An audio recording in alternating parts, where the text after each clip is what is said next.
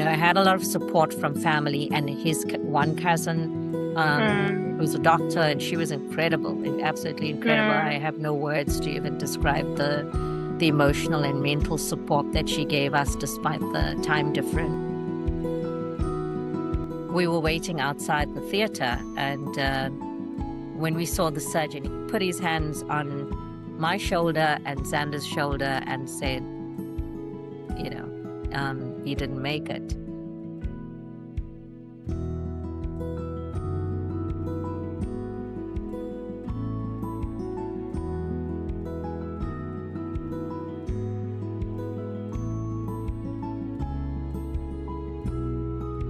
I think that was the single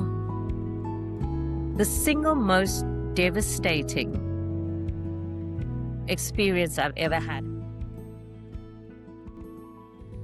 One interesting thing is, I think perhaps in that 2 days before he passed, he actually maybe knew that this was the outcome. I don't know, but it was a very odd experience. The day before, we had gone to see him. Actually, on the Friday, it was so strange. There was this group of people that were doing beauty treatments for the patients, and I said, Mervyn, I'm going to get this lady to come do your. She's going to come give you a haircut. And he was like, I said, no, just do it.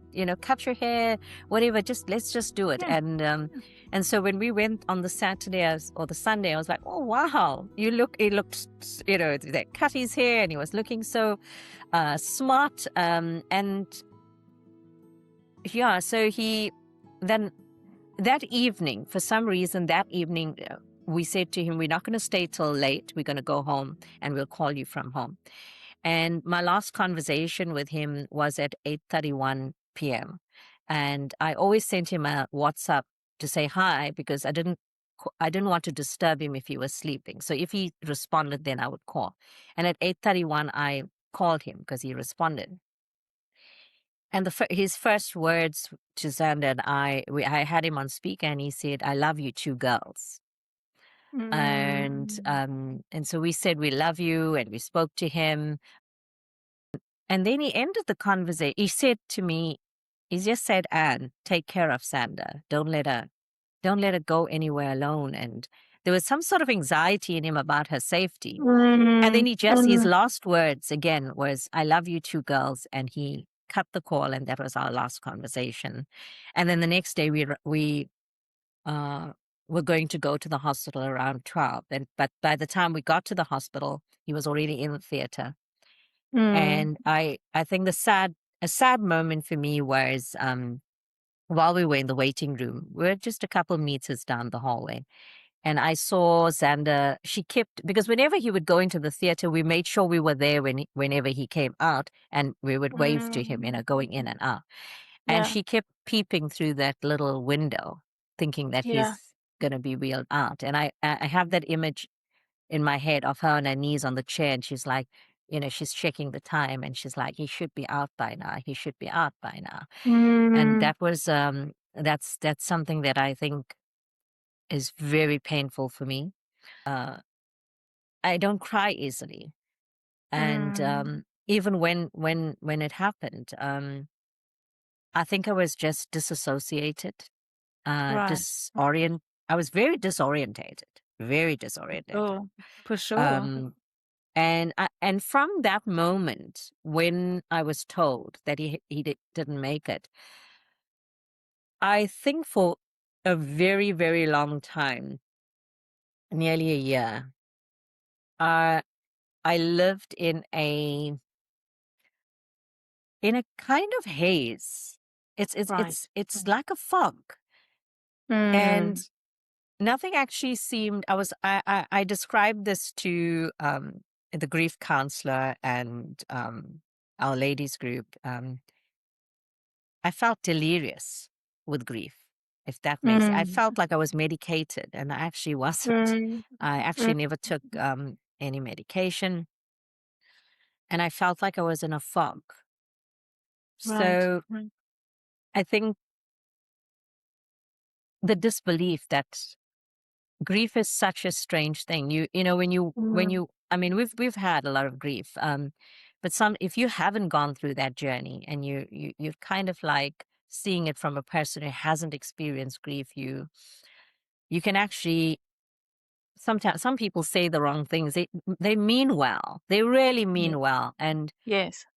and when someone says he's in a better place, no, like maybe, I mean, not maybe. Our faith tells us, we are Christian faith, very very strong beliefs, and yes, um, there's the spiritual part of you that believes he is in a better place. But somebody grieving doesn't want to hear that, because you No. want the person here. You want the person, Yeah.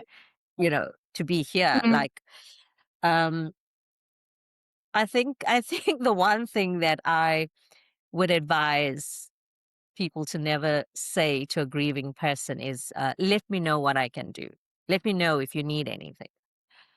No grieving person is ever going to call you up and say, I need somebody to just cook a meal for me. I need somebody to just walk with me. Or I need somebody. They're not going to say that. And I am so eternally grateful for the friends that I have here in Cape Town. We actually had the funeral in KZN because, obviously all our family Right. and most of friends are there. And when we got back, it was quite jarring to be on our own. But I had amazing friends, and I have one friend who, she messaged me the one time because she kept saying, do you want to come for dinner? Let's have coffee? And in the early days, I would keep changing and, no. Yeah. And she said to me, friend, I'm not leaving you. I'm not going anywhere. Even if I have to come and say nothing, if I have to just sit there and say nothing, I'm going to do that. And that was so powerful for me in those early days. That was so powerful for me that somebody said, no matter how much you reject me, without saying those words, but essentially, no matter how much you want to isolate, I'm just not going anywhere. And if I have to just sit in silence with you, then that's what I will do. That's what we'll do. And I think that was really, really something that I've learned now. And that if someone is going through grief, I think the self-reflection is different. And I would like to say that to somebody rather than saying, let me know if you need anything. And in the early days, I was so desperate. I was so desperate to find out whether other people were feeling the same thing, because this was such an alien feeling for me. For sure. Losing my mother was different. It was devastating and horrible, and even that I couldn't wrap my head around. But somehow your brain comes to a place of acceptance because of her age, and you think. But with Mervyn, he was 57 years old, and I was angry. I was angry at life and God and everything. Like, how could this happen? So the devastation, that gut-wrenching devastation sitting there. I mean, I couldn't even. I think this is what I wanted to say to you. The before, who I was. You asked, who I was before, and as you know, it was this full of energy, solving problems, loved complexities, ready to go to war with anything, feisty, and then nothing. There was nothing. I had absolutely nothing. In the early days, there was just nothing. I couldn't open an email. I remember you couldn't even- telling me that. I remember you couldn't. saying that. I remember you saying that there were days where you could not physically get out of bed. You could not physically lift your head off the pillow. And what used to take you, one of the things that really struck me was you told me that you could read like a 10-page document like that. And then suddenly it was taking you half an hour to read a paragraph, and you couldn't actually focus. You couldn't actually apply yourself. And I think when I realized the depth of your pain was when you told me that you went to that first meeting at church and these were women that you had never met, didn't know, and you just broke down. And I thought, well, that's something, because as you said, crying for Anne, we don't do that a whole lot. So that was one of the things that really struck me. And that's why I asked who you were before, because I want our listeners to know that grief changes people and everybody's grief journey is very, very different. And I think one of the things that really strikes me in dealing with people who are walking that journey of grief is how quickly everybody else's life goes on. And yet your world just changes completely.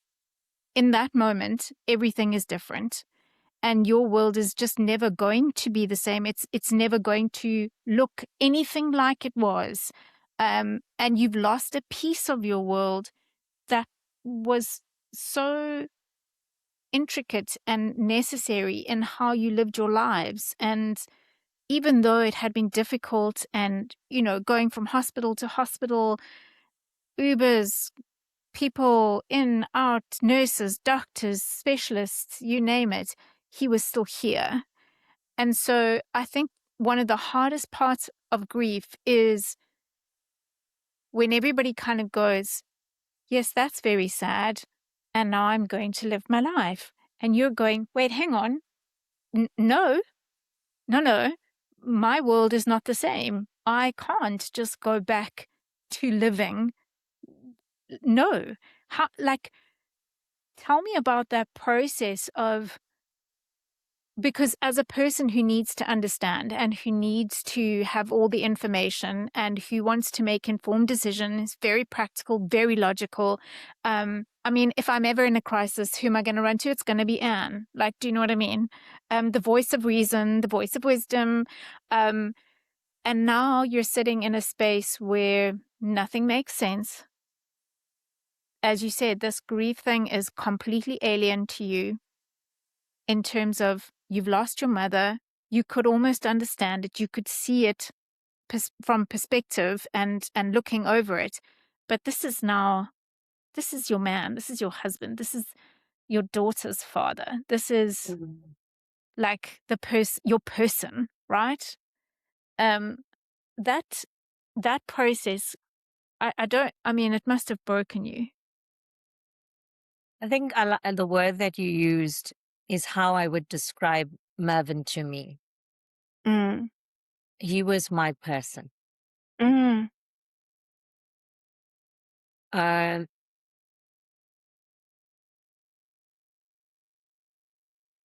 Life was difficult after he got sick because I used to get really frustrated about him not complying with certain things about his health. He was naughty. He was naughty. Yes. But I think that's the word that I would use with Mervyn. That he was my person since I was 19 years old. Yep. And I would right now give anything to have him back here, driving me completely crazy. Yep. Just that he's here. The devastation, that feeling, it was also alien because, and I couldn't understand it because I lost my mother. I lost my father many years ago in 2005, and that was a different journey. I still had my mom. I had Mervin. I had, and as hard as it was, somehow it was different. But with my mom, it was very hard. I loved my mom. My mom lived with me. She was my daughter's caregiver, her primary caregiver for so long. And they had an amazing relationship. And watching my child lose her other mother for all intents and purposes, my mother was the one who taught her to read her Bible, to pray, to read, to write. My mother was such an integral integral part of Mervyn, Zander, and me. And so losing her was devastating. Don't get me wrong. It was devastating. Like, I still, like, sometimes just want to cry out for her. I mean, everybody, really, I think people understand that loss. But as I said, there's after the initial, lack of acceptance, I had to come to that place in understanding that this is the life cycle, as humans, and Gosh, that's there was a hard. little bit of peace with Mum. I think what shocked me is what I felt when Mervyn passed. It was, I mean, we all expect to be grief stricken, right, when we lose someone we love. It completely blindsided me. Yep. And I think it's because I also took him for granted. You take people you love for granted in the roles that For they sure. are, and you don't actually think about it until they're not there. And that feeling of, oh my gosh, like, your person is gone. The person you can be your true self and know that they love you unconditionally. For sure. For sure. And I have always been quite a character, even to my, even when to my parents, my dad for many years would give me a birthday card that said, "To the rebel without a cause." And, you know, but if anyone understood the sum total of all my parts, was Mervyn. It was I Merv. would say he was the single person in this world that understood me, whether I was full of joy, whether I was, the best version of myself, and whether I was not the best version of myself. It didn't faze him. It No. didn't faze him at all. He was No. just completely comfortable with Anne, and Zander often says he's Anne. That's who I would always be. And it was quite an interesting thing in the hospital. The one day she was just fooling around, and she said, "Hey, Dad, if you had to choose," we were standing on either side of him, and she said, "If you had to choose between Mum and me, like, who would you choose first?" And he literally puffed his cheeks out like it was.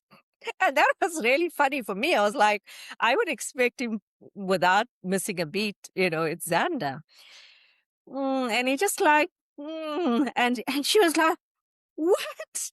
And he kind of looked at me and her, and he just said, he was like, I can't decide that, because we were his girls. And Yeah. he I think having someone love you unconditionally, and Right. especially when you're not the best version of yourself, because now, who would I be? Who would I present the flawed version to that will still love me? Who would I be, stomping around, saying whatever? Who would love that person? And don't get me wrong, there's also lots of good parts of who I am, and enjoyable parts of. I'm saying there's some things about yourself Right. when you lose your person, those parts of you is gone. Knowing that you're loved unconditionally. And he actually liked, it's interesting that he actually liked those kind of things. He had the most incredible sense of humor, even in the worst momts. And, He did. he I will attest to that. He did. he had a wicked sense of humor, Yes. and he would so proudly, and sometimes I'd say to him, "Mervyn, don't say that." And he would very proudly say to even his friends, he'd say, "Oh, Anne, she's a gunslinger." I was like, what does that even mean? And I'm coming to understand so much of that he saw me for who I was in all the different parts of Anne. And I think now I'm a different version, and those parts that I can't get it back, because I No. think that some of those parts of who I was is actually gone with him. It ended in that moment when you A piece realize of that you has gone with him. there's massive. I read a lot about grief and how women who have lost their spouses feel, and a lot of them described it as feeling like you've lost an arm or a leg. Right. And it's interesting that I didn't particularly feel like I had lost an arm or a leg especially in the early days. I actually felt like I'd lost myself, Right. and it came as quite a shock to me Right. that I actually underestimated how connected I was to him. I actually underestimated it, and I couldn't. And I think the worst part is that I couldn't give my daughter in the early days. I couldn't give my daughter the support that I think she needed. I couldn't, because I couldn't cope with what I was feeling. Right. And in retrospect, I realized the reason why is that whenever I was in a crisis, there Yep. was someone taking care of my daughter. Yep. Always. Mm. And that was Mervyn. Mm. She told me an interesting story. When we first got the news of my mom's diagnosis, I mean, it completely blindsided us. I was at a friend's house, my friend Lily, and she was with Mervyn. She was studying, so Mervyn stayed back with her. And when she got the news, she went down on the floor in the passage, in the hallway, and she started to cry. And she said to me, "Do you know that Dad didn't say anything, but and Mervyn was he was quite a tall guy. Yes, he was. She said, you know, he didn't say a word, but he slid to the floor right next to me, and he sat right next to me, and he just let me cry." Yeah. And she said, "And you don't know how to do that. Because when I'm crying or when I try to share my grief, you immediately try to fix it." Right. And she said, I think she's been my greatest teacher through this journey. And she said, I don't want you to, Mom, I don't want you to fix my grief. No. I just want you to witness it and to just listen. But my pain, when I see my child hurting, I want this pain in her to stop. Yep. So I want a solution. I want to fix this. I want to fix this so badly. But nothing is going to fix it because she's lost Her dad. the man who loved her beyond measure, who was there from before she was even born. I mean, the day that she was born, I will never forget it. He was ecstatic. I can't remember ever seeing anybody that crazy. He was in the theater and he was just, and I wasn't as joyful as that because I had been pumped with, I think they had given me an extra shot of morphine and I was covered in eczema. And of course I loved my child, but I wasn't feeling what he was feeling. He was taking her all over in the theater and taking pictures, and he went and washed her. And I remember the next day he had put her in this little pink romper and a little hat, and he brought her to the bed. And I was not a happy person because, as you know, but this is my personality. You know, my cousin actually said this to me in this grief journey, and she said, you know, we grew up together and we're very close. And she said, you don't really like discomfort and you just hate it when there's anything that gives you discomfort. And, you know, and so I was thinking about that day when he brought her to me and she was just so tiny in this romper and he put her on the bed and he said, there, Anne, there's your baby, love her. And when we burst out laughing, it was so crazy. But this is what I'm saying. He was the person that understood me. And he understood I loved my child beyond measure. But I had to have a little moment of, this is so uncomfortable and so, you know. And he was just so laid back and so happy and so full of joy. And he was just, and so, you know, watching a father that was that present throughout her life and then watching her have to cope with his loss added to my grief. in a Yeah. very, very hard way. It was, Yeah. I think the grief of losing him, the grief of what he would miss in her life, in our Mm. lives, Mm. milestones. I mean, she hasn't even graduated, and I think that added so much sorrow to me, because if ever, I always felt, if ever there was someone that needed to be next to her when she graduates, is him, Mm. because he did the hard stuff, he was Mm. there through everything, and he could Right. listen to her for hours. He could listen to her Mm. talk, share, and those are the discussions we have now. And she's like, I can see you really struggling with this, right? But I love the fact that we are able to laugh about it, because I'll be Mm. listening, and then she says, "You're not really interested. Dad always was so interested in everything," and so I think that's been very crushing for me, because I lost someone who understood me, Mm. loved me Mm. unconditionally, Yep. uh, who brought so much to our lives in that way. Um, he took such amazing care of my mom. Um, He did. I don't know. I don't know how to really, Jax. I really don't know how to explain it, but it's a feeling that I wouldn't wish on anybody. And as Mm. I told you when had coffee together, if I picked up a pen, it fell out of my hands. And so going Mm. from a person who could present complex documents and write this all up, and always impatient when people were speaking too slow in a meeting, and there I was, I couldn't make it through a meeting. No. I had such but I didn't understand it then, and I would encourage people to understand what you're experiencing, because I didn't know there Mm. was such a thing as grief fog. Yeah. There is such a Yeah. thing as grief fog. And I was like, Mhm. what is grief fog? And Mm. I started connecting the dots that I was experiencing grief fog. So my brain, the neurobiological aspects, I think we don't focus enough on the neurobiological aspects of grief, It's massive. It is right? Because we're absolutely always thinking massive. it's in here.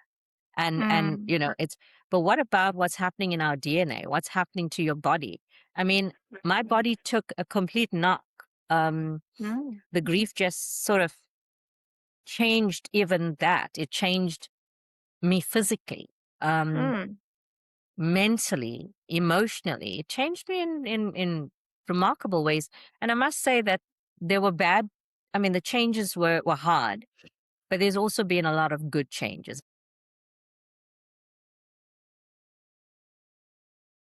I don't know if you want to talk about that I in a do. few minutes, Lady, but I'm just here. I am bearing witness to, like, um, you know me when it comes to you. You could talk for days and I would still be listening. So, like, tell us what so life is like for you now. so I'll give you. So I would describe the first few months. Physically, I couldn't think. I Mm. had immense fog, mental fog. Mm. So I struggled to make sense of my own work, Mm. and that was hard.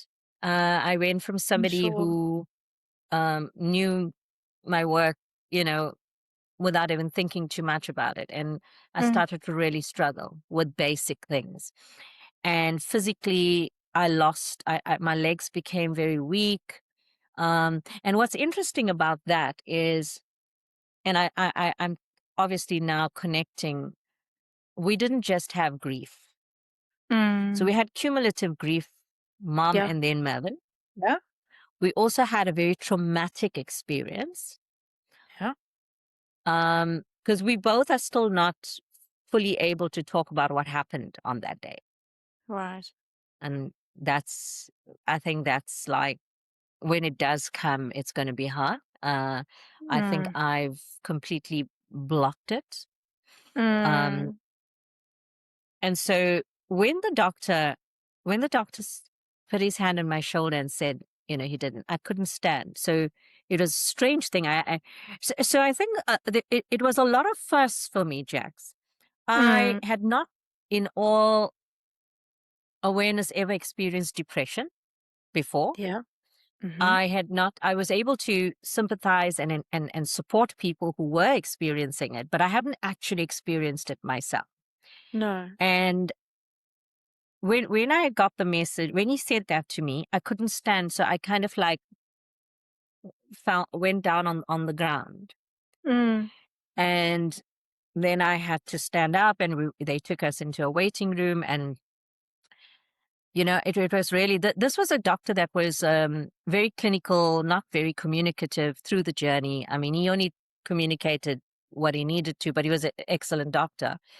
And Yeah. I was quite surprised that he sat with me for nearly an hour. I think he just stopped everything that he was supposed to be doing. And that was quite interesting. And he sat there and he just talked. I think he really struggled with what happened because, Mervyn had been in the hospital for so long.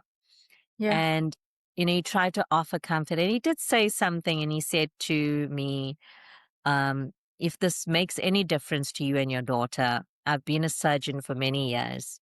I've seen people in the ICU, and Yeah. I've never seen a family as dedicated to a patient as the two of you were. I mean, you can Mm. see people don't come every day to the ICU, and then he Mm. said, and I've seen the food and drinks being brought into the ICU because you're actually not allowed to take in, No. No. Um, but yeah, he was very comforting. But what I find interesting is on the days there are days now that I think so the trajectory of how grief worked for me was in the early days.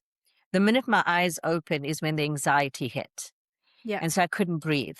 I just couldn't Yeah. breathe. And Mm. I hated that feeling. It was a feeling For like sure. a depression, anxiety. The anxiety was really bad.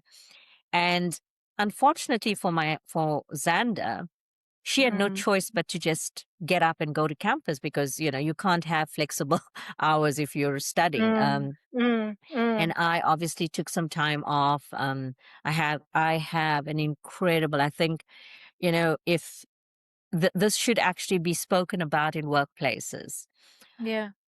I would not have survived a lot of things if I did not have the incredible line manager that I did have, the Yeah. most incredible colleagues. And when Mm. I say colleagues that I used to work with and I no longer work Mm. with, and the people that I currently work with. I mean, I was getting messages from people that were even in admin positions, personal assistants to the Mm. executive. I was Mhm. getting messages from them that, they would say, what can we do to help you through the next few months? Can we, Mm. f- can we do any administration for you? And it Mm. was just incredible. There were people that just took over filling in forms because I couldn't fill in forms. I couldn't Right. do basic administration. And there were people Okay. that literally took over doing those things for me. Even, Mm. when you lose someone, the Mm. worst thing is when you have to fill in the medical forms and Yep. like things like gap cover, because Yeah. you have timelines. And they kept emailing me and they kept asking, and then at one stage, my secretary actually contacted them and said, you know what?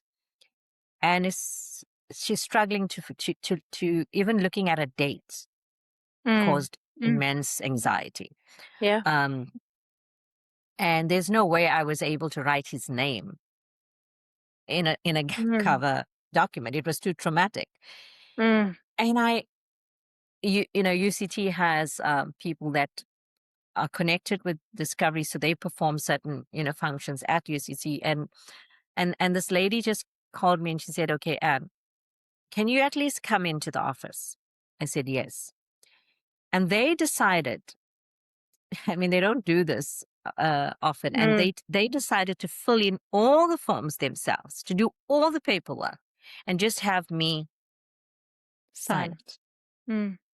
Are you okay? They just read certain things out to me, and that's how I had the most supportive professional space that and I'm very blessed and I'm really lucky. My line manager is part of the executive, and what an incredible person. I don't think I would have survived the early months without Mm. her support in that Mhm. way because she understood Right. I was struggling.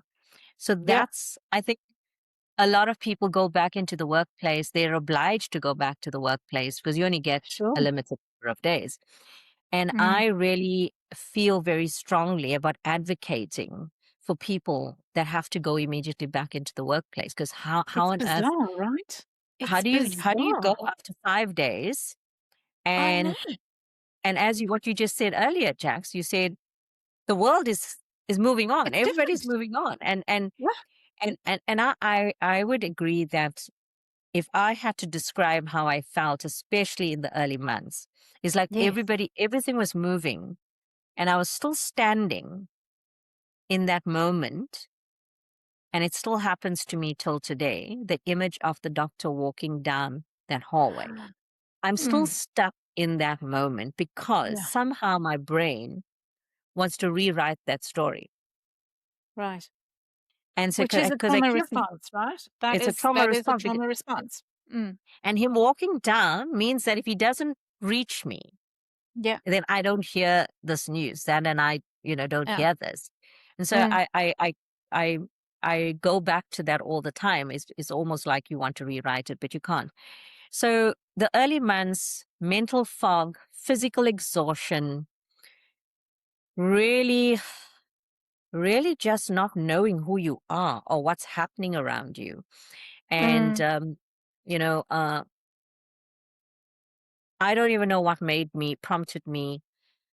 Something just said to me, get up, get dressed, and go to the ladies' Bible study group. That I don't know Right. these people. I've never met any of them. And I had some interesting experiences along the way, but I landed But there. I just want to interrupt there. I just want our listeners to know something about you. So Anne is not the most extroverted type until she knows you.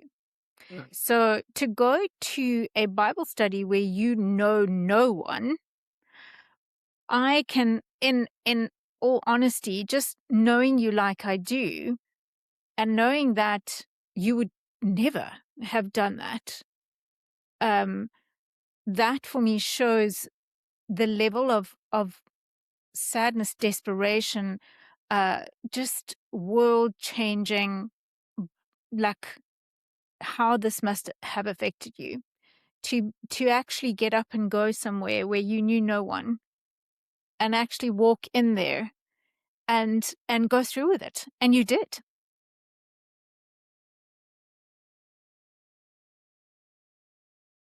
That I think 100%. You're so on the mark about. I mean, you've known me for so long, and even with people that I know, I'm still guarded, as you know. I won't just, as you said, unless I know somebody, and then I can do some crazy things in front of people.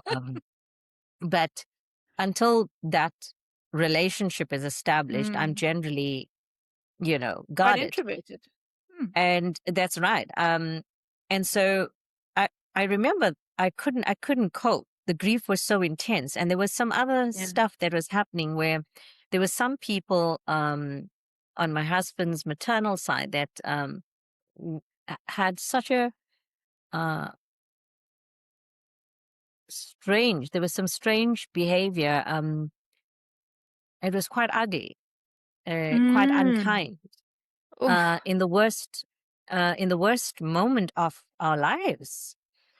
It was quite blindsiding. But I'm coming to, as I do more research on women who have lost their spouses, it's an interesting phenomena. It's not Yep. uncommon. So Mm. I'm now, I mean, in the early days, I joined these widows online support groups. And so you have people posting, and I realized, oh my gosh, like everybody goes through this.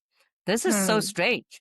So there were a couple of people that actually made our season harder than it should have been in those early Yeah. days. Yeah.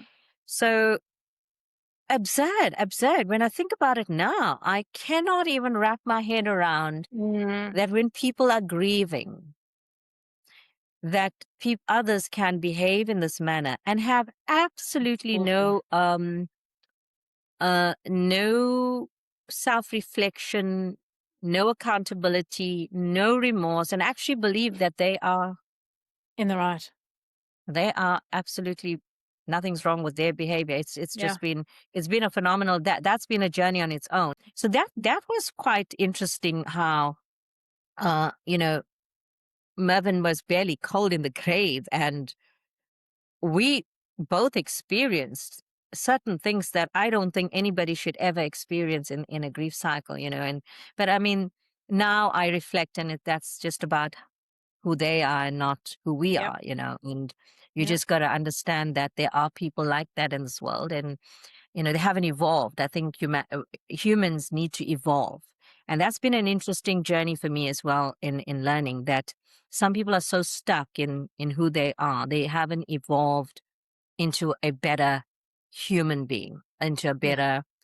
into a better version of what we are meant to be as humans.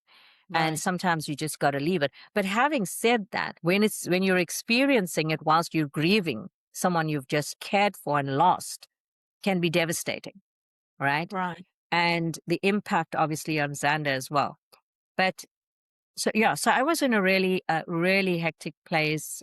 Wonderful, my family, um, a lot of Mervin's family, also, you know, wonderful support and whatever. But it was like I was alone in my head with this thought, the Mm. recurring Mm. thought that Mervyn wasn't coming back.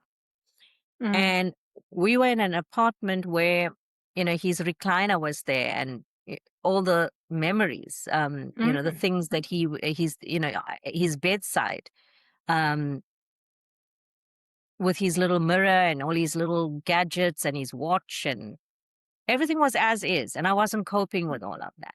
I really wasn't Mm. coping with, you know, the drawers. His clothes were still there. His shoes were still there. You Mm. know, Mm. when he was working a bit in Durban, he just took, you know, a few of his clothes, but everything was still hanging as is Mm. um, at home. And when he was sick, we actually had to buy a lot of new clothes because he had a lot of muscle loss. Yeah.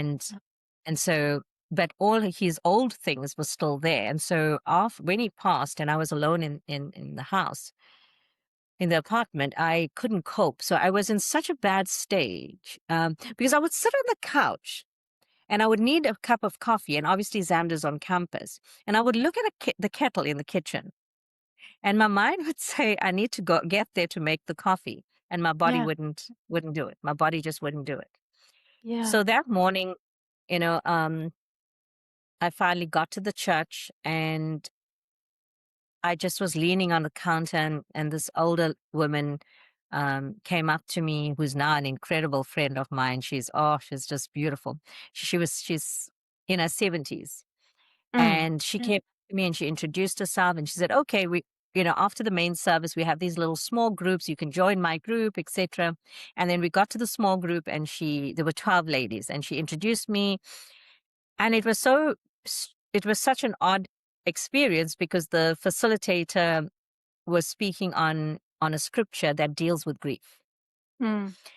And so each person was saying, oh, it's been 2 years since I lost X, Y, and Z. It's either a parent or a spouse or a child.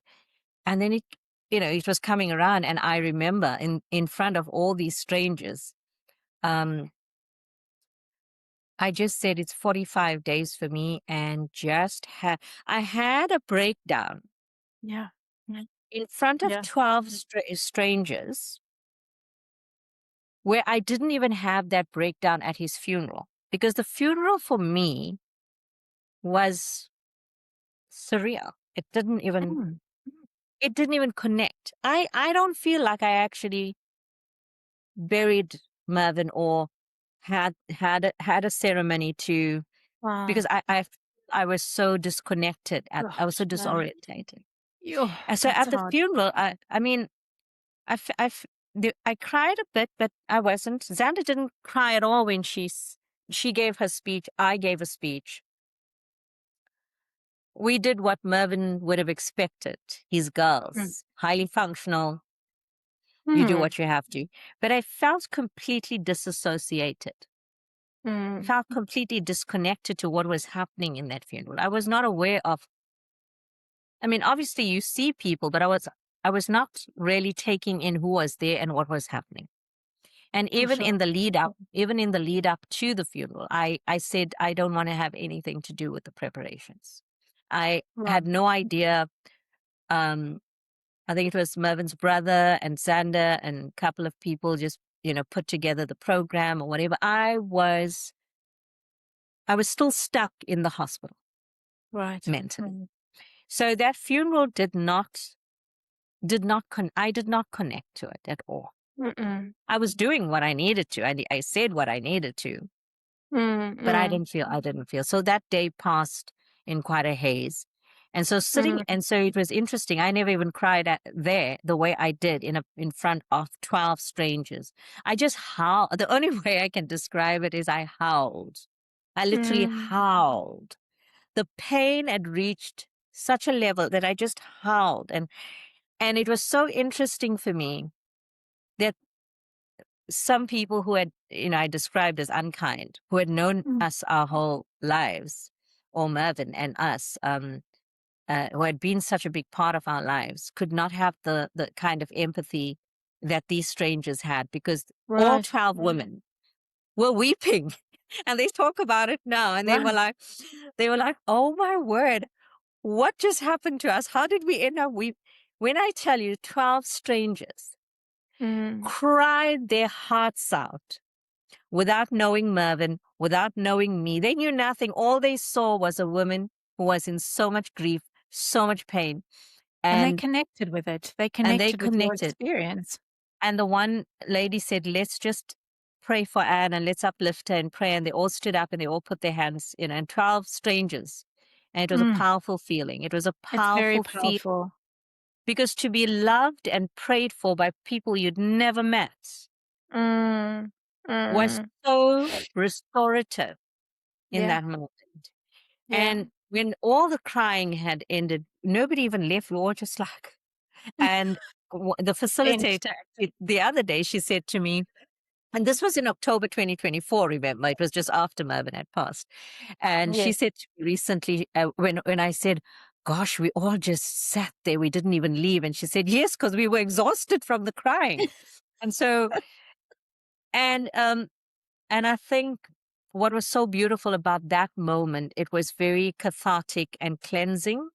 And I think every person that goes through a grief journey needs a moment like that, because those women are now a huge part of my world, Yeah. my new world. Yeah. They are incredible. We walk in I mean, there's one lady from that group.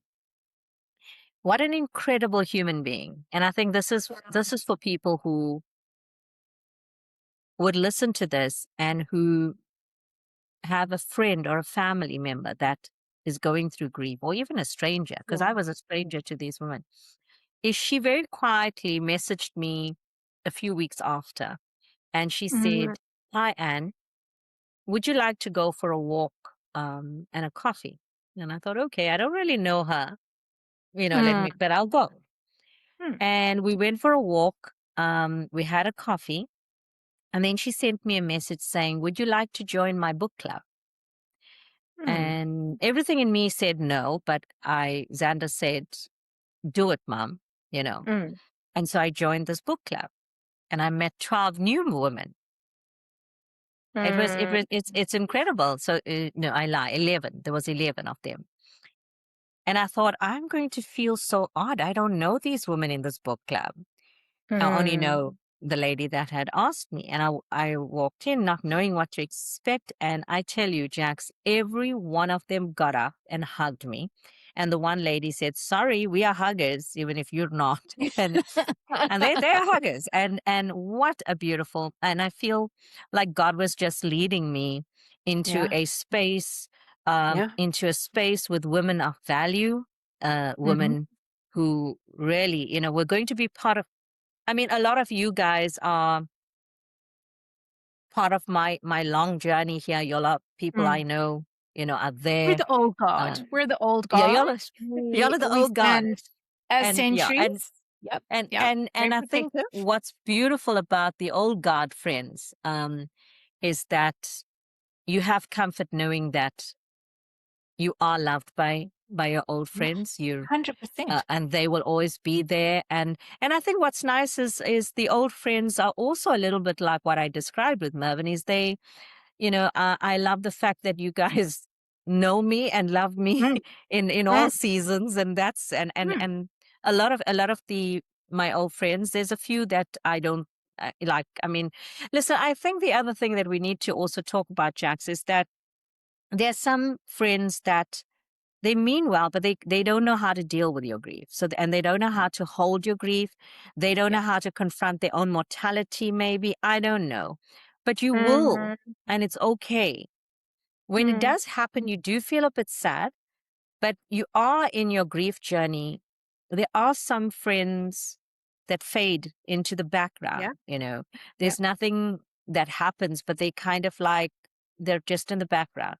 And then there are some friends who are present and, intentional. Mm, Um, I've had different friends do many things with me. I went with a mm, friend and her daughter, and Zander and I, we did a arts and crafts recently that was so cathartic and wonderful. And, mm. and I mean, you and I had coffee, but I think we can describe that as a marathon coffee and cake. It was incredible. It It was was it really it was incredible. a morning coffee that ended with you ordering Xander's dinner. Yes. That's how it ended. And and Sally and Clayton, I mean, they and their friends, Mhm. I mean, there's just so many friends. I can't Yeah. even, I don't want to mention names, but there's so many friends that have been amazing. So Mm, don't get me mm, wrong, there are still many friends that are there. They're, people are busy with their lives, but they are genuine and authentic in their, mhm, their support. They loved mm. Mervyn a lot. Yeah. uh, and some of my colleagues as well, they knew Mervyn very well. And Yeah. Zander's godparents here I mean, they became a godparents very late when we came to Cape Town, Mm, but they've been amazing.